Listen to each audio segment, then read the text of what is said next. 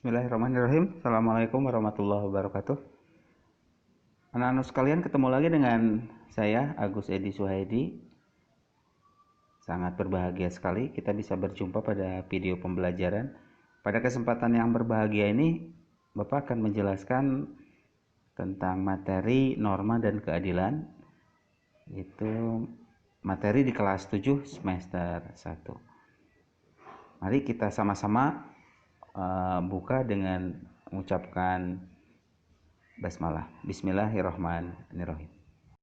Anak-anak sekalian, pada materi norma dan keadilan, kita mencoba membahas tentang pengertian norma, lalu macam-macam norma yang berlaku di masyarakat, lalu sumber-sumber norma tersebut, dan sanksi-sanksi norma yang ada di masyarakat.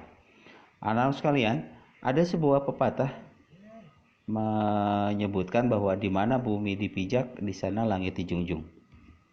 Merupakan pepatah yang berasal dari Sumatera Barat, yang menggambarkan dengan tepat bahwa kita untuk mentaati aturan atau hukum yang hidup dalam masyarakat.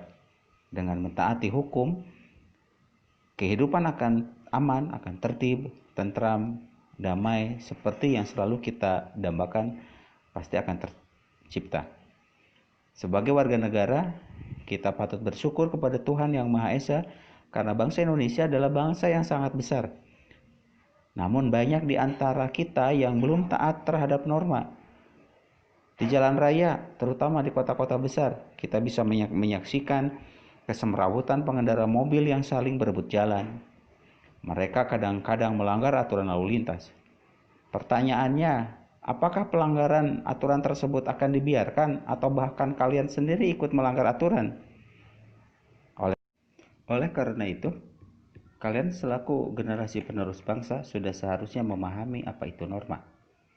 Bagaimana norma mengatur kehidupan masyarakat? Untuk itu marilah pelajari uraian materi norma yang berlaku dalam kehidupan masyarakat.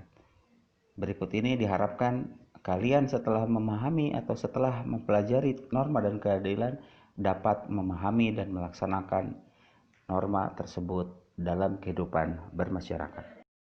1. Pengertian norma. Sejak kelahiran hingga akhir hayatnya, manusia selalu hidup berkelompok. Seorang ahli filsafat bangsa Yunani bernama Aristoteles dalam bukunya Politik mengatakan bahwa manusia adalah zoon politikon. Artinya manusia selalu hidup berkelompok dalam masyarakat. Dengan demikian, manusia merupakan bagian dari manusia yang lain yang hidup bersama-sama. Manusia pada dasarnya memiliki dua kedudukan, yaitu sebagai makhluk sosial dan makhluk individu. Sebagai makhluk sosial, manusia selalu membutuhkan orang lain. Oleh karena itu, ia akan tergabung dalam kelompok manusia yang memiliki keinginan dan harapan yang harus diwujudkan secara bersama-sama. Akan tetapi, sebagai makhluk individu, tiap orang memiliki perbedaan pemikiran dan perbedaan kepentingan. Dalam kehidupan bermasyarakat, perbedaan kepentingan dapat menimbulkan adanya perselisihan, adanya perpecahan, bahkan menjurus ke arah terjadinya kekacauan. Oleh karena itu, untuk menghindari adanya benturan akibat perbedaan kepentingan tersebut, diperlukan sebuah tatanan hidup berupa aturan-aturan dalam pergaulan hidup di masyarakat. Tatanan hidup tersebut biasanya disebut dengan norma. Norma dibentuk untuk melindungi kepentingan-kepentingan manusia sehingga dapat terwujud ketertiban dan kedamaian dalam kehidupan masyarakat. Apakah kalian tahu tentang norma-norma yang berlaku di masyarakat? Norma yang berlaku dalam kehidupan bermasyarakat terdiri atas berbagai macam. Dalam pergaulan hidup manusia dikenal adanya berbagai penggolongan norma. 1. Ada norma kesusilaan, 2. Norma kesopanan, 3. Norma agama, dan 4. Norma hukum. 2. Macam-macam norma. A. Norma kesusilaan. Norma kesusilaan adalah peraturan hidup yang berkenaan dengan bisikan kalbu dan suara hati nurani masyarakat. Sebagai contoh, Seorang yang memiliki hati nurani tidak mungkin mengambil dompet seseorang ibu yang jatuh atau tertinggal di tempat umum. Atau seorang siswa yang mengikuti suara hati nurani tidak mungkin menyontek ketika ulangan karena tahu menyontek itu adalah perbuatan salah. Bagi pelanggar norma kesusilaan akan timbul perasaan penyesalan. Seseorang yang melanggar norma kesusilaan akan merasakan menyesal karena perbuatan tersebut. B. Norma kesopanan. Norma kesopanan adalah norma yang berhubungan dengan pergaulan manusia dalam kehidupan sehari-hari. Norma kesopanan bersumber dari tata kehidupan atau budaya yang berupa kebiasaan-kebiasaan masyarakat dalam mengatur kehidupan kelompoknya. Manusia sebagai makhluk sosial memiliki kecenderungan berinteraksi atau bergaul dengan manusia lain dalam bentuk masyarakat. Norma kesopanan dalam masyarakat memuat aturan tentang pergaulan masyarakat, antara lain terlihat dalam tata cara berpakaian, tata cara berbicara, tata cara berperilaku terhadap orang lain, tata cara bertamu ke rumah orang lain, tata cara menyapa orang lain, tata cara makan, dan lain sebagainya. Sanksi terhadap pelanggaran norma kesopanan dapat berupa pengucilan, tidak disenangi, atau dicemoohkan oleh masyarakat. C. Norma agama. Norma agama adalah sekumpulan kaidah atau peraturan hidup manusia yang bersumber dari wahyu Tuhan Yang Maha Esa. Penganut agama meyakini bahwa apa yang diatur dalam norma agama berasal dari Tuhan Yang Maha Esa yang disampaikan kepada Nabi dan Rasul-Nya untuk disebarkan kepada seluruh umat manusia di dunia. Contoh pelaksanaan norma agama, misalnya perintah melaksanakan ibadah sesuai dengan ajaran agamanya. Melanggar norma agama adalah perbuatan dosa, sehingga pelaku pelanggarannya akan mendapatkan sanksi siksaan di neraka. D. Norma hukum.